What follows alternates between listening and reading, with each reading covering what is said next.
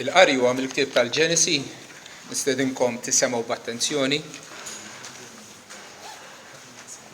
Il-Mulej Alla ta' dal-kmandament lill-bniedem billi qallu: min kull siġra tal-ġnien tista' tiekol, issa mis-siġra tat-tarif il-ġid u d-deni la tikolx minnha, għax dakinhar li tiekol minnha żgur tmut. Issa is-serb kien aktar ħani minn kull bima oħra li l-mulej kien għamel. U s-serb qal lill-mara: tassew li qal Alla biex ma tiklux mis-siġar kollha tal-ġinien? U l-mara qalet lis-serb: aħna nistgħu niklu mill-frott tal-ġinien, iżda mill-frott tas-siġra li hemm f'nofs il-ġinien Alla qal la tiklux minnu, lanqas tmissuh li ma tmutux. U s-serb qal lill-mara: le, żgur ma tmutux, għax Alla jaf li fil-jum li tieklu minnu għajnejkom jinfetħu tkunu bħal Allat tarfu l-ġid u d-deni. U x'in il-mara rad li s-siġra kienet tajba l-ikel u kienet taxxaq fil-għajn, u s-siġra ta' min jixtieqha biex wieħed isir għaref, ħadet minn frotta u kielet u tat ukoll lil-żewġa li kien magħha u kiel. Imbaxxu rasna u nitolbu l-barka tal-Mulej fuq il-qari tal-kelma tiegħu. Mulej Alla, nirringrazzjawk li dalgħodu nistgħu ninġabru bil-kelma tiegħek miftuħa qudiemna. U Alla, trid tkun inti li tiftinna moħħna, tfehmilna u tapplika għal ruħna. Tħallix Mulej li l-kelma tiegħek tiżloq minn fuq widnejna u tibqa' għaddejja, ma ħalli tidħol ġol qiegħ tal-ispirtu tagħna biex tibdilna minn ġewwa fi xbija ta' ibnek biex insiru aktar napprezzaw kemm inti kbir u kemm kienet kbira l-fidwa li aħna għandna fi Kristu Ġesu. Tolbok għalija Mulej waqt li nitkellem, nitolbok għal ħuti biex il-kol kemm aħna nkunu nibbenefikaw mill-kelma sabiħa, mill-kelma ħelwa tiegħek. Amen. X'inhi il-verità? Tiftakru meta Ġesu kien quddiem Pilatu l-gvernatur Ruman, fin minnhom Pilatu saqsih: int sultan? U Ġesu wieġbu u qallu: iva, jien sultan, jien twelidt għalhekk u għalhekk ġejt fid-dinja biex nixhet is-sewwa, kull min hu mis-sewwa jisma' leħni. Qallu Pilatu: x'inhi s-sewwa? U wara li qal dan, reġa' ħareġ fejn il-Lut u qalilhom: jien ma nsib ebda ħtija fih. Pilatu għamel il-mistoqsija tajba: x'inhi s-sewwa? X'inhi l-verità? Hemm verità? Teżisti l-verità? Nistgħu narfuha l-verità? Hija mistoqsija li rridu nagħmlu aħna wkoll dalgħodu. X'inhi l-verità? Fil-lingwa Maltija għandna ħafna termini kliem sinonimi għall-kelma verità. Verità, is-sewwa, id-dritt, realtà, validu, onestà, integrità, korrett, awtentiku, eżatt, ġenwin, u ma kollha jagħtuna sfumatura tal-istess kelma, il-verità. U bil-kontra għandna kliem bħal ħażin, ta' parsi, fals, gideb, żball, skorrett, arriq, finta, illużjoni u imitazzjoni. X'inhi l-verità? Il-verità huwa dak li jikkorrispondi ġenwinament mar-realtà kif inhi. Mela jekk inti għandek xut fil-qorti wieħed jistenna li dan jgħid dak li raw u sema u mhux jivvinta affarijiet minn żniedu, li jgħid il-verità. U l-imħallef min-naħa tiegħu huwa fidmi li jagħti sentenza skont il-verità, jiġifieri skont il-fatti tal-każ u skont il-provimenti tal-liġi, li tkun sentenza ġusta jekk hija bbażata fuq il-verità. U jekk għandek karta tal-20 euro, hemm differenza bejn karta li hija finta, falsa, jew karta li għandha valur ġenwin. Il-kelma verità, il-kunċett tal-verità nużawh kontinwament matul ħajjitna, matul il-ġurnata. U Alla tagħna l-abilità li bis-sensi tagħna, bil-ħsieb tagħna niddixxernu x'inhu veru u x'mhux veru. Però ejja nammettu li limitati kemm kapaċi niddixxernu x'inhu veru u x'mhux veru. U meta tqis il-mistoqsijiet il-kbar tal-ħajja, min hu Alla? Min hu l-bniedem? Għaliex fid-dinja hawn is-sabiħ u l-ikraħ, hawn il-ferħ u tant tbatija? Għaliex hawn il-mewt? Hemm ħajja wara l-mewt, hemm fidwa minn dan l-istat miskin tagħna u jekk hemm fidwa, min hu l-feddej u kif nista' nikseb il-fidwa tiegħi? Dawn huma l-mistoqsijiet il-kbar li bniedem matul l-istorja prova iwieġeb. U meta tqis ir-risposti konfliġenti li jagħtu reliġjonijiet differenti min jgħid mod u min jgħid il-kontra, nibdew napprezzaw li l-bniedem m'għandux l-abilità fih innifsu li jwieġeb dawn il-mistoqsijiet kbar tal-ħajja korrettament. Id-dinja tgħidilna l-Iskrittura berfa ma tarafx lil Alla għaliex għax il-bniedem jibda biex huwa limitat fil-moħħ tiegħu, moħħna huwa piżella, it-tarif tagħna huwa żgħir, ma nafux kollox u biex taxxa għandna preġudizzju, għandna bias kontra Alla u kontra l-verità. Għaqqad dawn kollha flimkien u għandek ir-reliġjonijiet folots kollha tad-dinja li jżommu l-bniedem imjassar fil-gideb u fil-qerq. X'inhi l-verità? Meta Ġesu kien qiegħed lejliet li bata jitlob lill-missier, kien qed jitlob għalina u għalinna u qal lill-missier għaddishom fil-verità. Kelmtek hi il-verità. Il-kelma ta' Alla hi il-verità. Għax Alla huwa omniscienti, Alla jaf kollox, Alla huwa etern u l-kelma tiegħu dak li jgħid Alla huwa bon fatt veru. Din hija l-blata soda li kull wieħed u waħda minna għandna nfittxu li nibnu id-dar tagħna fuqha. Jekk nibnu d-dar tagħna fuq xi sors ta' verità ieħor, nistgħu nkunu ċerti li meta jiġi l-maltemp, meta jiġi x-xita, meta jiġi l-wiet, id-dar tagħna titfarrak. Il-blata soda hija l-kelma tal-Alla. U aħna bħala insara evanġeliċi nemnu li Alla tkellem matul iż-żminijiet, matul l-istorja tal-bniedem, mill-ġnien tal-Eden il-qudiem, modi differenti u diversi manjieri, ma finalment kellemna permezz ta' Ibnu li huwa l-manifestazzjoni perfetta tal-persuna tiegħu. U Alla ried li wkoll iniżżel il-kelma tiegħu bil-miktub biex tkun available għal ġenerazzjonijiet kollha sat-tieni miġja ta' Ġesu Kristu. Ma tax l-Iskrittura f'daqqa, ma bil-mod il-mod ta' rivelazzjoni tiegħu l-kodba tal-Iskrittura sakemm ġew miġbura l-koll flimkien fl-ewwel seklu fi żmien l-Apostli dik li aħna nsejħula il-Bibja imqazza. Iva aħna nemnu li l-Iskrittura imqazza hi il-kelma tal-Alla u għax hija l-kelma tal-Alla hija kelma infallibbli mingħajr żball għaliex Alla ma jiżbaljax. Hija kelma wkoll suffiċjenti, hija biżżejjed li kellu jgħidilna Alla għalunna fl-Iskrittura. M'għandniex bżonn tradizzjonijiet umani, m'għandniex bżonn rivelazzjonijiet ġodda tal-Ispirtu. Il-kelma tal-Alla hi suffiċjenti biex turina triq għas-salvazzjoni u biex tallimna kif ngħixu u nigglorifikaw lil Alla fuq din l-art. Il-kelma tal-Alla nemmnu wkoll hija ċara li tiftiem u blajnuna li jagħtina l-Ispirtu Santu kapaċi niftħu l-ktieb u minna nifmu u nisamaw il-kelma tal-Alla għalina illum.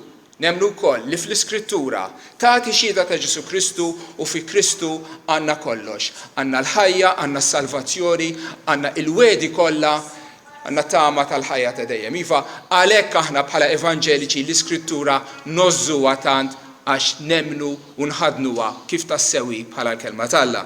Però rrid ngħid li fil-waqt li aħna għandna din il-konvinzjoni fuq l-Iskrittura, ħafna anke f'ċirkli evanġeliċi u iktar fil-Kristjaneżmu ċertament fid-dinja li ma jħadnux l-istess idea, l-istess viżjoni tal-Iskrittura.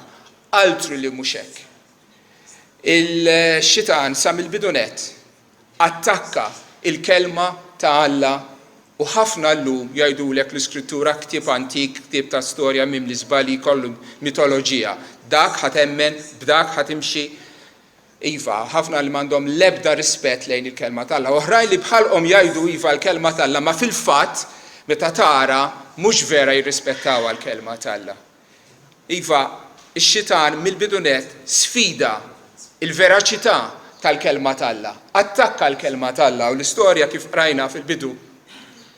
Bdiet meta Alla kellem lill-bniedem, kellem il-Adam u qallu, erġgħu isimgħu dal-kliem. Alla kellem lill-bniedem, il-mulej Alla ta' dal-kmandament lill-bniedem billi qallu. Min kull siġra tal-ġnien tista' tiekol. Iżda mis-siġra tat-tarif il-ġid wid-deni la tikolx minnha, għax dakinhar li tiekol minnha żgur tmut. Ara kemm hu prezzjuż dal-kliem, ara kemm hu prezzjuż. L-ewwel nett jimplika illi Alla mill-bniedem razzjonali li kapaċi jifhem, li kapaċi jirraġuna, li kapaċi jisma' l-kelma u jifhimha u jitkellem il-kelma. Aħna maħniex bħall-annimali. Alla għamel il-bniedem fuq xbija tiegħu razzjonali li kapaċi jifhem. Ma kienx tagħmel sens li Alla jkellem il-bniedem jekk il-bniedem ma jifhimx? Mhux hekk? Iva, il-fatt li dalgħodu aħna għandna moħħ biex naħsbu bih. Kapaċi tisimgħu il-kelma li qed ngħidilkom jiena u qegħdin tirraġunaw f'moħħkom bi kliem dak huwa don li tagħna Alla li sejjinna bih Alla mill-bidunet. Alla għamel il-bniedem ħassieb, kapaċi juża moħħu. Waħda, it-tieni. Il-fatt li Alla l-ħallieq qiegħed ikellem lil din il-kreatura miniskoli tiegħu il-bniedem u jikkomunika mal-bniedem hija grazzja kbira illi Alla jagħmel komunjoni, jagħmel xirka u jkellem lill-bniedem. Xi privileġġ kbir u li aħna nistgħu nisimgħu lil Alla jkellemna. It-tielet, il-kmand tal-Alla juri min hu in charge. Mhux hekk? Alla ta' dal-kmandament lill-bniedem huwa ċar li Alla huwa s-sid, Alla huwa l-kmand. Alla li jagħmel kollox għandu l-jett fuq il-ħolqien tiegħu u b'mod partikolari fuq dak li hu ħalqu fi xbija tiegħu. Huwa Alla li huwa s-sid. Mhux biss, timplika wkoll ir-responsabilità tal-bniedem lejn il-ħalliq tiegħu. Alla jikmandah int bniedem għandek ir-responsabilità li tobdi lil Alla. Inti għandek tkun sottomess lejn dak illi ħalqek. U fl-aħħar net, il-kelma li Alla tal il-bniedem turi l-ħniena tiegħu. Allu isma' ħares lejn dal-ġnien, ara kemm hemm siġar, ara kemm frott differenti, bnin, kull, iddeverti, hu gost. Dan kollu għamiltu għalik għax inħobbok. Però fl-istess ħin Alla rrid iwissih illi dik il-ħajja tiegħu, il-ferħ f'ħajtu kienet tiddependi fl-ubbidjenza tiegħu lejn Alla. Għax qallu isma' minn dik is-siġra partikolari tikolx. Kollox hu tiegħek. Gawdih. Dik biss ħaturini jekk inti verament tobdinix jew le. Hija kelma ta' ħniena. U x'ġara? Ġie s-serb, ġie Satana. U sab lill-Eva. U beda jissaqsija. Tassew li Alla qal biex ma tiklux mis-siġra. U Eva tagħtu bidel. Tinnotaw x'inhu jagħmel ix-Xitan. Ix-Xitan ma ġiex u Alla isma' mhux vera tal li jiktiklu minnha tmutu dik.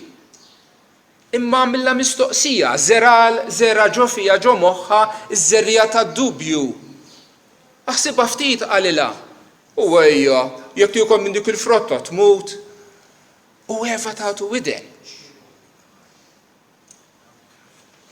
Il-konklużjoni mbagħad tas-serb kienet le ma tmutux. Ja, beda bid-dubju fil-kelma tal-Alla u spiċċa fiċ-ċaħda kompleta tal-kelma tal-Alla. U Eva kellha għażla x'tagħmel u bdiet tikkonsidra se nagħmel. U ħarset lejn il-frotta u li kienet tidher tajba l-ikel. Kellha bixra sabiħa u li kienet ukoll tidher li hija tajba biex tikolha. Ikkonsidrat mela is-sensi tagħha, il-passjonijiet tagħha, x-xewqat tagħha. Ikkonsidrat ukoll il-weda li għamlilha x-xita li ssiru bħala Allat, il-gburija, jinħaqni iktar minn hekk, Alla donnu qiegħed jaħbilna ċertu veritajiet. Le, jiena nixtieq li nkun iktar minn hekk. Fl-aħħar mill-aħħar, id-deċiżjoni ta' Eva u ta' Adam warajja kienet għażla sempliċi. Jew nobdi lil Alla l-ħaliq tiegħi jew ma nobdihx. Jew nissottometti ruħi taħt li setana tiegħu jew inkella nirribella u nagħmel fattija. L-għażla tagħha kienet jew nemmen lil Alla jew nemmen lix-xitan, le. Jew nimxi skont l-opinjoni tiegħi. Ikkonsidrax x'qal ix-xitan, imma fl-aħħar mill-aħħar id-deċiżjoni ta' x'tagħmel kienet tagħha. Din hija l-għażla fundamentali li kull bniedem irid jagħmel. Jew jemmen il-kelma tal-Alla u jobdija, jew jgħid inwarrab il-kelma tal-Alla, jien għandi l-opinjoni tiegħi, jien nagħmel dak li nixtieq jien. Traġikament, Eva u warajja Adam għamlu dik l-għażla. Jien ħarimxi skont il-passjonijiet tiegħi għax iktar jogħġbuni l-emozzjonijiet tiegħi, irrid niekol, irrid nara din il-frotta sabiħa u nduqha u nesperjenza. U iva, meta nikkonsidra x'qal Alla jien issa għandi opinjoni differenti, jien ħammur skont l-opinjoni tiegħi. U r-riżultat kien traġiku. Huma li ħasbu li se jkunu għorrif, saru boloħ, huma li kienu mberkin u ferħanin, issa ġiet fuqhom is-saħħa tal-Alla, u l-mart, u t-batija, u s-sofferenza.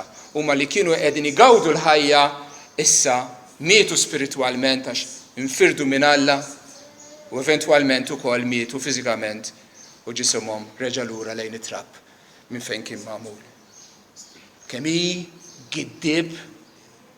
hu giddib l-għadu tagħna u kemm aħna boloħ meta aħna nagħtuh widen u minflok nibbażaw ħajjitna fuq dak li qal Alla. Nispiċċaw nagħmlu dak li nixtiequ, ix-xewqat tagħna, il-passjonijiet tagħna u nażlu l-fema tagħna iktar mill-fema tagħna. Il-gwerra li bdiet f'Eden tant eluf ta' snin ilu għadha sejra llum. Tiftakruha l-istorja tal-marra Samaritana meta Ġesu kien ħdejn il-bir fil-belt ta' Sikar. Ara, ix-xitan uża mezzi diversi kif jattakka l-kelma tal-Alla. Kultant b'mod ovvju u dirett u selvaġġ fil-persekuzzjoni u l-qtil ta' tant insara li huma x-xut tal-verità, fil-ħruq tal-iskrittura fi żmien ir-riforma minn dak li minn għalihom kienu super reliġjużi,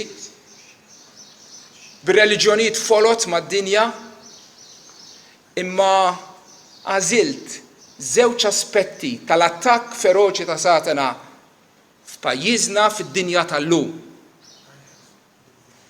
Waħda minnhom hija r-relattiviżmu, issa nispjega x'inhi, u l-oħra huwa l-edoniżmu, ukoll ħanispjega minnu. U ħanifoka fuq dawn iż-żewġ attakki sataniċi fuq iċ-ċiviltà u fuq il-Knisja. Ir-relattiviżmu kull ma jfisser illi m'hemmx verità assoluta.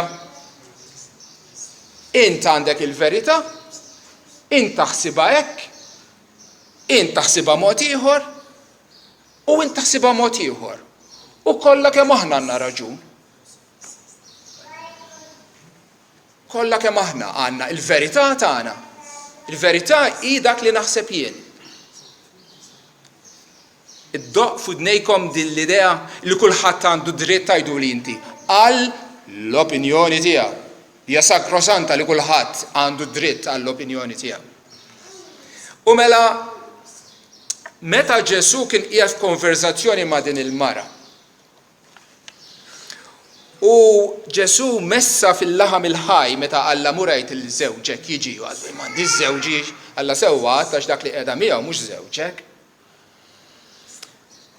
U l-mara pruvat iddawar id-diskors għal diskussjoni teoloġika. U qaltlu, Sinjur, nara li int profeta. Missirijietna qiemu fuq din il-muntanja. U intom tajdu li f'Ġerusalem huwa l-lok fejn wieħed għandu jagħti qima. Għalilha Ġesu hemm minni mara sija tasal meta la fuq din il-muntanja, il-muntanja Gerazin. U lanqas f'Ġerusalem ma tagħtu qima lil missier. Intom tqimu l dak li ma tafux. Aħna nafu dak li nqimu għax is-salvazzjoni tiġi mill-Lut. Imma tiġi sija u s-sajji. Li meta dawk li jqimu fis-sewwa jqimu l-missier fl-ispirtu fis-sewwa. Għax għal dawn ifittex il-missier biex jqimuh, Alla u spirtu. U dak li jqimuh jeħtieġ li jqimuh fl-ispirtu u fis-sewwa. Kieku il-mara Samaritana għamlet il-mistoqsija tagħha illum fi żmienna, x'kienu jweġbuha? Għax hi qaltlu missirijietna is-Samaritani iqimu fuq din il-muntanja u aħna għandna r-riti tagħna u għandna l-mod ta' kif inqimu lil Alla. U intom il-Lut għandkom ir-riti tagħkom, intkom il-mod tagħkom, intom tqimu lil Alla fit-Tempju ta' Ġerusalem. Kieku llum xi wiġbuha għajduli intom? Tajjeb, intom għandkom ir-reliġjon tagħkom, tajba għandhom ħafna elementi tajbin fiha, aħna għandna tagħna wkoll tagħna għandha l-elementi tajba ma ħadd mhu perfett u dawk għandhom tagħhom l-importanti ħanini illi kulħadd ikun sinċir u kulħadd iqim lil Alla kif jafu. Mhux dik ir-risposta kienu jagħtu llum. Aħna magħmulin, aħna wired moħħna illi naħsbu f'termini ta' dak li hu tajjeb mhux ħażin u dak li hu ħażin mhux tajjeb. Anke jekk nargumentaw u ma naqblux, ngħidu qegħdin nargumentaw fuq xi ħaġa u ma naqblux, però tafx aħna naqblu. Illi hemm verità waħda, jew tiegħi jew tiegħek jew ta' ħadd. Imma mhux li tnejn aħna tajbin. Dan ħaj jew mejjed, inti tgħid li ħaj, jien ngħid li hu mejjed. Noqorsuh naraw. Waħda minnhom hija tajba. Imma llum ngħidu le, inti tajjeb u inti tajjeb ukoll. Avolja inti u inti differenti minn xulxin, anzi għandkom veduti kontrastanti ma' xulxin, imma oħroġ il-ħaġeb ma nafx kif, it-tnejn għandhom raġun. L-żgħażagħ qegħdin jgħidulhom u jisemgħuha fl-iskola u jisemgħu fuq il-medja, il-verità ma teżistix. Emmen dak li jidher tajjeb f'għajnejk. Kulħadd għandu l-verità personali tiegħu. Għamel dak li tħoss. Isma' minn qalbek. Dan huwa t-tip ta' filosofija li telgħin biha l-ġenerazzjoni żagħżugħa u din hija wkoll il-mentalità f'pajjiżna. Kulħadd għandu dritt għall-opinjoni tiegħi, jien nagħmel irrid, int tagħmel li trid, jien ma nindahallekx u inti nindaħalx lili. Ma tgħidlix li jien tajjeb u jien ħażin. Kulħadd jagħmel li jixtieq. U din tot għat-teoloġija kif għadna li kull reliġjon suppost huma toroq differenti li jwaslu għall-ġenna u tot ukoll fl-etika, partikolarment fl-etika, ġifieri dak li hu tajjeb u ħażin. Meta ftit ta' żmien ilu konna qegħdin f'Malta niddiskutu il-morning after pill. Taħsbu għajdu li intom li n-nies kien jimpurtom jekk dawn it-tip ta' contraceptives u miex abortifiċenti jew le, jekk joqtlux l-embryo jew le. Taħsbu li kien jimpurtom. Minn ħaġa waħda kien jimpurtom li jkollhom din il-pill available biex jagħtu xturhom. U allura ħadmu biex din il-liġi ssir parti mill-liġi Maltija u hekk għamlu. L-etika, kulħadd jagħmel li jrid. Toqgħodx tgħidli li iż-żwieġ huwa bejn raġel u mara. Jien raġel u nħobb raġel ieħor, int mara u tħobb mara oħra. Tindaħalx, ħalli l-kulħadd jagħmel li jrid. Imma fl-istess ħin ma nistax ma ninnotax l-ipokretija u l-inkonsistenza ta' dawn l-istess nies li jippritkaw ir-relattiviżmu għaliex meta jkunu l-belt u jridu jmorru lura d-dar, ma jaqbadx kwalinkwa bas li jkun hemm hemmhekk. Poterjal, le, jaqbad il-bas li jaf li tgħaddi jew twaslu fid-destinazzjoni tiegħu. Ma jaqbadx jitlaq fuq kull waħda li tiġi f'moħħu. Mela f'daqqa waħda mela l-opinjoni tissa għandhom valur oġġettiv li din iva korretta u din iva skorretta. Jew inkella jekk tmur tixtri u xtrajt oġġett li jiswa 5 euros u tal-ħanut ta' lura hija 2 euros. Tgħidlu ħadd żball, sinjur, tajtek 20 euros, dan 5 euros, tagħtini iktar. Jgħidlek jiena nirrispettata l-opinjoni tiegħek. Min tista' tirrispetta tiegħi. Inkonsistenza hija ipokrita, hija filosofija ipokrita. X'kienet għal Ġesu? Kien jemmen li kull triq twassal għand Alla, li kull reliġjoni hija valida. X'qalilha lil din il-mara Samaritana? Intom tqimu dak li ma tafux. Intom min għalikom tafu li l-Alla ħajju vera, imma li l-Alla ħajju vera ma tafuħx. Aħna l-Lut nafu lil dak li nqimu. U jekk tkun taf fuq is-salvazzjoni tiġi mill-Lut. Mingħajr ebda ġens ieħor, għax il-Messija kellu jkun ludi. Il-Kristu li kellu jsalva lid-dinja kellu jkun ludi, m'hawnx salvaturi oħra ħliefu. Le mhux kull triq twassal għal ġenna, jienu it-triq għal. Ħadd ma jmur għand il-missier, ħlief bija. U kemm huwa importanti li l-nies ta' barra ngħidulhom ċara u tonda. Fil-kultura tal-lum tinstema kważi qed toffendi il-reliġjon ta' ħadd ieħor, iva jekk hemm bżonn ejja noffendu. Ejja noffendu battutudni tajba billi nxandrulhom il-verità. Għax hija l-verità li teħlishom, li tagħtihom l-opportunità li jduru lejn Kristu jisalvaw.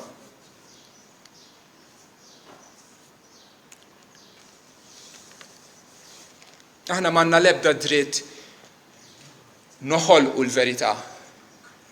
Il-verità qiegħda hemm li għandna l-obbligu u li narfuha u nemmnuha. Aħna m'għandna l-ebda dritt illi imbidlu l-verità, li nawġu l-verità skont kif jaqbel lilna. Aħna għandna id-dmir illi nisemgħu mill-verità u nħallu l-verità tibdel lilna, mhux aħna nbidlu lilha. Għax il-verità ili minkejja l-opinjonijiet u l-konvinzjonijiet tagħna. Għax jekk jien għandi tazza ilma li fiha l-vejl u nirġa' fiha u konvint li dik huwa ilma bnin biex jaqtali l-aċċ u nixorbu, rispettivament mitwemmin u l-konvinzjonijiet tiegħi, ir-realtà tibqa' li dak huwa velenu u jekk jien nixorbu joqtonni. U jekk jiena għandi l-opinjoni li kull reliġjon twassal għand Alla u qiegħed fir-reliġjoni l-ħażina fl-aħħar mill-aħħar meta nidher quddiem Alla ikun tard wisq biex nirrealizza li kont nemmen gidba u li jien mitluf. Kemm hija mentalità f'ira li tjassar meta biex tiġġustifika l-għażliet tiegħek. Ħafna drabi jkunu għażliet ħżiena u xewqat ħżiena u stil ta' ħajja ħażin. Inti tawweġ il-verità biex minn għalik tiġġustifika lilek innifsek. Ħażin għal dawk li jgħidu il-ħażin tajjeb. U t-tajjeb ħażin. U jqedu dlam flok id-dawl, u dawl flok id-dlam, u jqedu l-mor flok il-ħelu, u l-ħelu flok il-mor. Ħażin għal dawk li huma orrif f'għajnejhom u li minn għalihom huma għaqlin, jgħid Alla. L-abjad tgħidlu iswed, l-iswed tgħidlu abjad, il-ħażin tgħidlu tajjeb, it-tajjeb tgħidlu ħażin. Din il-ġimgħa il-Kummissarju għat-tfal ħarġet stqarrija illi l-liġi kif proposta l-emendi dwar il-liġi tal-IVF u l-embryo freezing tħares id-drittijiet ta' tfal. Min meta law li toqtol l-embryon li tneħħi id-dinjità tiegħu u tagħti lill-embryon wieħed biex jitrabba minn ommu u li ieħor tagħtiha l-adozzjoni, id-dritt li jitrabba mill-ġenituri tiegħu stess inti ħtaftulu ħattulu, minn meta law sar dritt li inti qed ħarsu l-abjad tgħidlu ħażin biex tiġġustifika l-għażliet tiegħek. Però ħanajdlek, ejja niġu fil-Knisja issa, ejja nitlu fil-Knisja, ħalli d-dinja mbarra, ejja nitlu fil-Knejjes tagħna. Għaliex l-istess mentalità ta' relativizmu, ta' suġġettivizmu dak li naħseb jiena hemm eru wkoll tiegħu fil-Knejjes u f'ħajjitna. Mela għandek Bible study, u għandek grupp ta' nsara qegħdin jaqraw l-Iskrittura u qegħdin jixxerjawha flimkien. U jaqbes wieħed u jgħid inħoss li dal-vers ifisser u jkompli jgħid. Jew inkella jaqbes ieħor jgħid għalija dal-vers ifisser hekk u hekk. Ħanieħu tal-ewwel waħda li qalet li għalija il-vers jitħoss li l-vers ifisser xi ħaġa. Min meta law il-fakultà li bija aħna narfu dak li hu veru dak li hu fals. Saret il-ħass, l-emozzjoni. Tista' tispjegali ftit kif inti tħoss x'ifisser dal-verb, din il-vers. Kif tħossu? Mhux aktarx tifmu f'moħħok. Xi tħoss eżatt meta tinduna li dak huwa l-ispjegazzjoni t-tifsira tiegħu? U kif taf li dak li qiegħda tħoss huwa t-tifsira vera tal-vers u mhux l-istuffat tal-fenek li kilt il-bieraħ?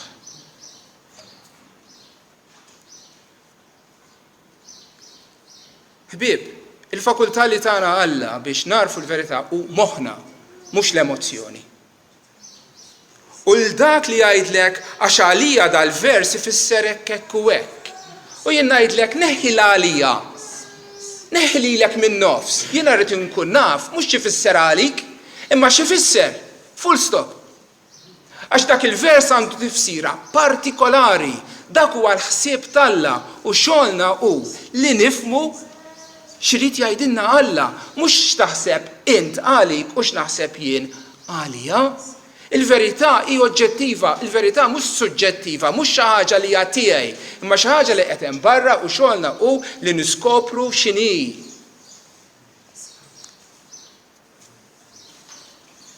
L-arti tal-interpretazzjoni li aħna nippruvaw nifhmu x'irid jgħid Alla tirrikjedi li nittrattaw il-kidba, il-lingwa kif nittrattaw il-lingwa f'kull kuntest ieħor. Kemm jekk għandek dokument legali, kemm jekk qed taqra ktieb jew gazzetta, kemm meta qegħdin nitkellmu ma' xulxin, il-kliem għandhom tifsira speċifika. Xogħolna hu li naraw xi tfisser din il-kelma. Il-kliem mhux plastisin illi nġebdu u nagħtuh il-forma skont kif joġob lili u ngħid għax għalija hekk kif isser. Irridu naraw ir-regoli tal-grammatika, ir-regoli tal-lingwa.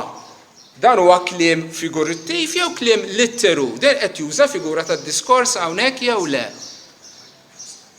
tittara l-kuntest immedjat, tittara l-kuntest aktar wiesa tal-kittieb, tittara l-kuntest sħiħ tal-iskrittura x'Alla ma jikkontradixxix lilu nnifsu.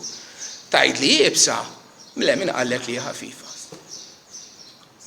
Jekk trid l-erf, trid tfittxu bħal dawk li ifittxu l-fidda. U kif isibu għal-fidda? Fl-art hemm imxerda fl-art jmorru jiġbruha.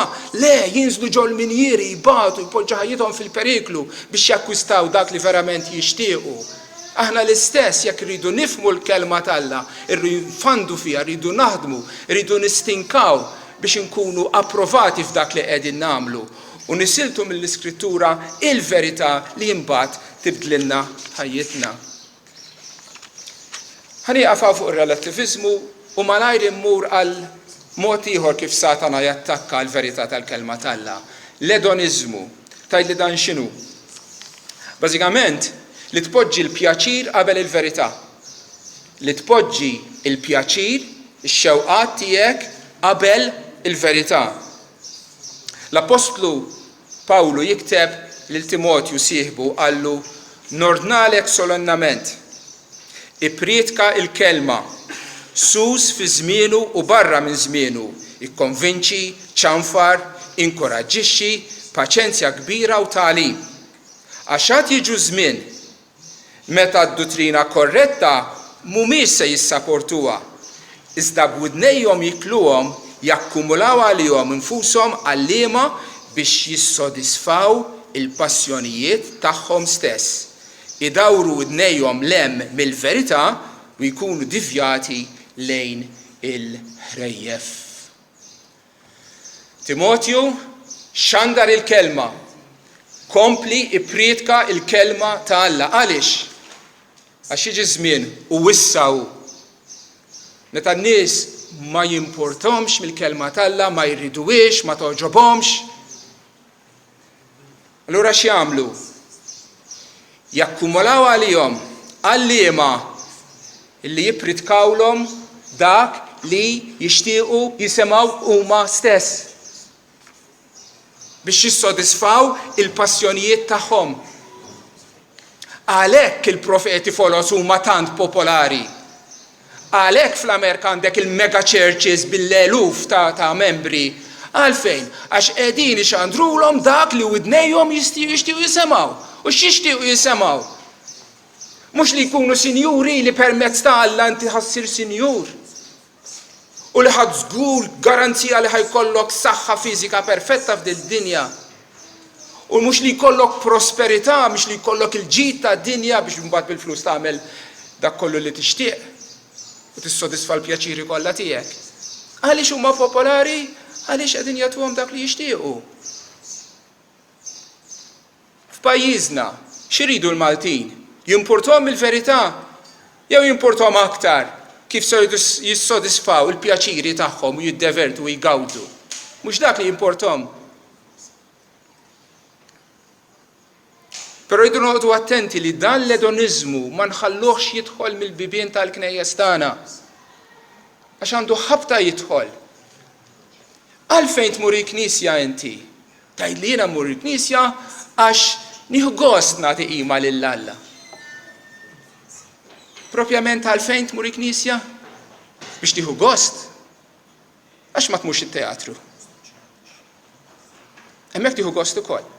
Jew mur wara logħba futbol. Hemmhekk tieħu gost ukoll.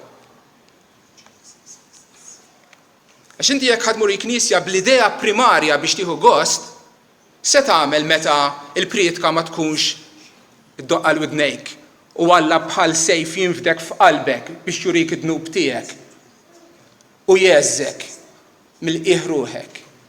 Titlaq il-barra għax hemmhekk tista' minnix nieħu gost għax min qed jipprietka kontra d-dnub u kontra l-ħażen u l-indiema u qed jikxef l-ipokrazija tiegħi. Ġesu lill-mara Samaritana tiftakru darbtejn qalilha illi dawk li jqimu sew, dawk li jqimu lil Alla sew, tajjeb mod li Alla joġbu, iqimuh ħajduli intom fl-ispirtu u fis-sewwa u li tqim l-Alla fl-ispirtu hija marbuta ħaġa waħda mas-sewwa, mal-verità. Qima spiritwali hija qima li hija bbażata fuq il-verità rivelata minn Alla. Alla kellemna, Alla għalinna minnu, xaħna aħna id-dnub tagħna kif insalvaw minnu Ġesu Kristu u aħna nwieġbu lejn ir-revelazzjoni tiegħu billi nduru lura lejh u nirringrazzjawh ta' dak li għamel mala u nagħtuh qima u nfaħruh għalkemm huwa Alla kbir u glorjuż u grazzjuż magħna. Dik hija l-qima meta l-bniedem idur lura lejn Alla u fil-Knisja bit-talb blanijiet bil-priedka aħna nduru lejn Alla u nirringrazzjah u nfaħruh. U rridu noqogħdu attenti li dak li aħna ngħidulu qima jew worship ħafna drabi huwa worship xejn. Hija biss tqanqila tal-emozzjonijiet tal-bniedem. Il-bniedem iħossu ferħan, iħossu eżaltat, f'ewforija. Tgħidli ma x'hemm ħażin illi nħossni tajjeb meta qed inqim lil Alla. Assolutament xejn. Alla ħares tiġi tqim lil Alla u tisma' l-kelma tiegħu u toqgħod beqqi isek wieħed mejjed. Kif tista' ma titqanqalx fl-emozzjonijiet u fl-ispirtu tiegħek meta inti qed tersaq ma' Alla. Imma rrid inwissi li l-emozzjonijiet tagħna jistgħu jiġu mqanqlin mhux biss bħala rispons għall kelma tal-Alla. Imma jistgħu jiġu mqanqlin b'mod artifiċjali bil-mużika, mużika tajjeb, mużika ripetittiva, li vers jiġi repetut 10 darbiet sakemm ipoġġi lilek f'stat mentali li kważi tinsa u kull ma tagħmel tħossu b'idejk u b'riġlejk u bil-movimenti tiegħek u bir-ritmu u bil-folla madwarek qegħdin jagħmlu kollha l-istess, kulħadd jidħol f'dan l-istat emozjonali li nsejħulu qima, li mhux xejn qima. Dak issibu fit-teatru, dak issibu fil-futbol, dak issibu waqt mass meeting u l-medja taf kif għandha tagħmel biex tqajjem l-emozzjonijiet tan-nies u hekk jagħmlu. Ejja ma nikkupjawx id-dinja f'din il-ħaġa. Ir-rispons tagħna l-qima tagħna għandha tkun skont il-verità li l-Alla nħobbuh b'qalbna u b'ruħna u b'moħħna billi nifhmu x'għamel għalina u nweġbuh lura billi nirringrazzjawh u nagħtuh ġieħ. Rrid ngħid xi ħaġa oħra. Il-ferħ huwa emozzjoni naturali u normali għall Kristjan u hekk għandu jkun. Hija kontradizzjoni meta għandek bniedem li jgħid li huwa Kristjan imma ħajtu hija nieqsa mill-ferħ, kif tista' tkun nieqes mill-ferħ meta l-għamel ħwejjeġ tant kbar miegħek. Imma rrid ngħid ukoll illi l-ferħ mhux l-unika emozzjoni illi jesperjenza l-Kristjan, le?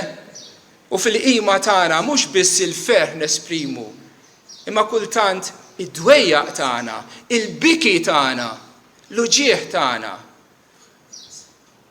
Kif tista' tersaq quddiem Alla u ma tersaqx b'sens ta' reverenza ġenwina l-Iskrittura tgħid issemgħu kelmet il-mulej, intom li titredu għal kelmtu. Imma aħna emozzjoni oħra, ir-roda, il-biża, twerwir quddiem Alla. Hemm dan is-sens ta' reverenza fil-qima tagħna lil Alla. Iva, lil Alla nqimu bil-ferħ u b'kull emozzjoni oħra li għandi. U meta nkun ferħan inqimu, meta ma nkunx ferħan inqimu ukoll. Ftit ta' żmien ilu ħadna jiena u Ġewell il-tifla tiegħi Elizabeth għal vista normali rutina ta' għajnejja. U minra l-oftalmologu għal nisma' din mhix tara sew ħajkollha bżonn nuċċali. Kitbinna r-riċetta, ħriġna mill-uffiċċju, badna l-karozza u tlaqna lejn il-belt biex nagħmluha nuċċali. It-tfal wara jiena u Ġewell quddiem fil-karozza u maħniex nitkellmu. Għaliex għax bħala missier telat li joqda hawnhekk tħossu. U naħseb li l-mara tiegħi kienet tħoss daqsiex laqas hi ma kienet qed titkellem. Is-silenzju kisritu t-tifla stess Elizabeth fuq wara li bdiet kanta Jesus loves me, this I know, for the Bible tells me so.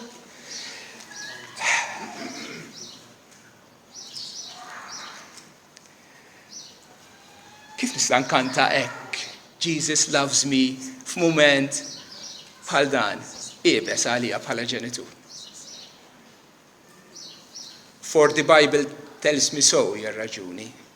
irrispettivament miċ-ċirkostanzi ta' bħalissa li mhumiex sbieħ, jien għamiltu l-kuraġġ u bdejna nkantaw flimkien, Jesus loves me.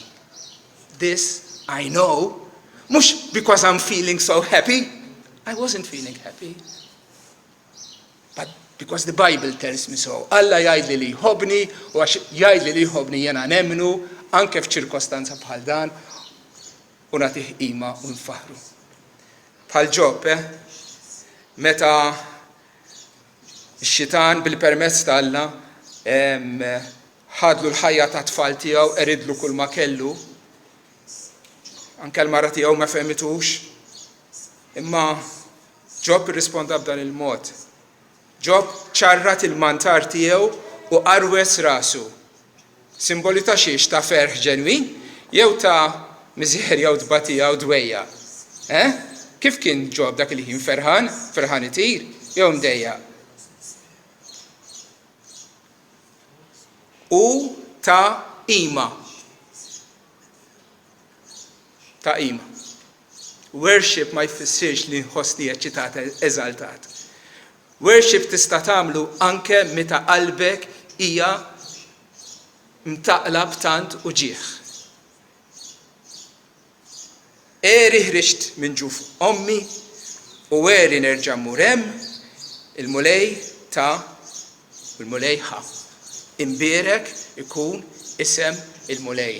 Dik hija ġenwina ta' raġel tal-Alla illi jaf li l-Alla qiegħed jitenna fis-sovranità tal-Alla, Alla huwa sovran u jagħmel bil li jrid, meta tani meta ħadli jiena xorta imbierek l-isem qaddis tiegħu. Din għandha tkun l-attitudni tagħna fil-Kristjaneżmu bħal fil-ħajja nisranija, mhux li naraw kif mill-ħajja nisranija nagħmluha bħalli kieku festa ta' ferħ u divertiment.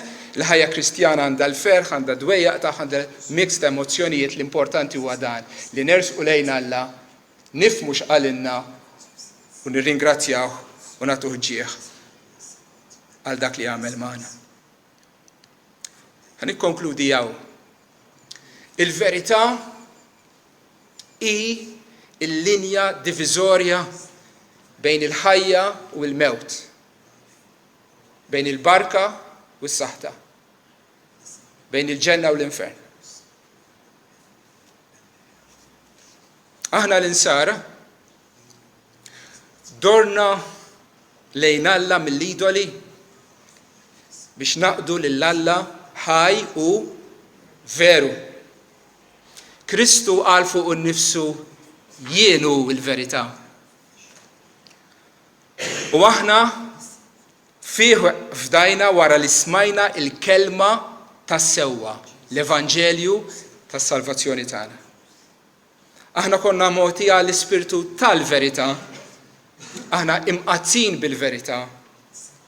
Aħna il-Knisja tal-Laħaj, il-kolonna u r-rifda tal-verità. Banda l-oħra, fuq naħa l-oħra tal-linja, għandek il-dawk li iżommu imjasra il-verità minħabba dnubietom. Ma jammettux il-verità biex jibqgħu jgħixu fid-dnub. Li bidlu s-sewwa tal-Alla f'gidba, li ma jobdux is-sewwa.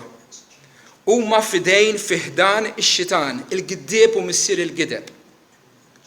Huma ma laqgħux l-imħabba tal-verità biex isalvaw u tmiemhom huwa t-telfin. Se nagħmlu bil-verità. Pilatu meta saqsa lil Kristu x'inhi l-verità? Kien jaf Pilatu x'inhi l-verità dwar Kristu. Kien jaf li Kristu kien blaħtija. U stqar pubblikament darba darbtejn tlieta li ma nsib ebda ħtija fih. Kien jaf għall-verità Pilatu. Imma ma bdiex.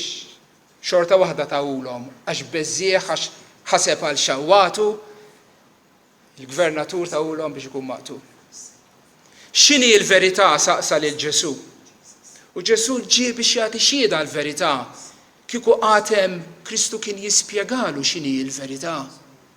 Imma Pilatu telaq.